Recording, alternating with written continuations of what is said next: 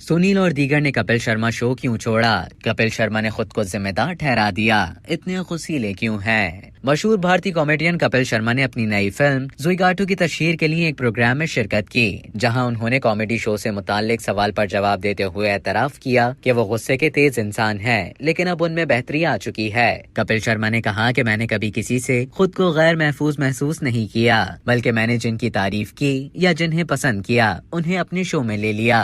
मैं पहले गुस्से का काफी तेज था, लेकिन ये मेरे खून में है। कॉमेडियन अदाकार का कहना था कि मैं एक शिद्दत पसंद इंसान था, मुझे अच्छा काम पसंद था और जब मैं गुस्से में होता था तो खुद पर काबू नहीं रख पाता था, लेकिन अब मुझ में तब्दीली आ चुकी है। उन्होंने कहा कि लोग कहते हैं कि मेरे दुश्मन हैं, मैंने दुश्मनियां पाल रखी हैं, लेकिन ऐसा कुछ नहीं है। अगर लोग मुझे अनापरस्त इंसान कहते हैं तो भले कहें। कपिल ने शो छोड़ने वालों के बारे में कहा कि आप उन लोगों से पूछें कि वो मेरे साथ काम क्यों नहीं करना चाहते। कपिल ने कहा, जी हाँ, मेरा और सुनील ग्रोवर का झगड़ा हुआ था, लेकिन मेरे अब भी उनके साथ अच्छे ताल्लुकात हैं।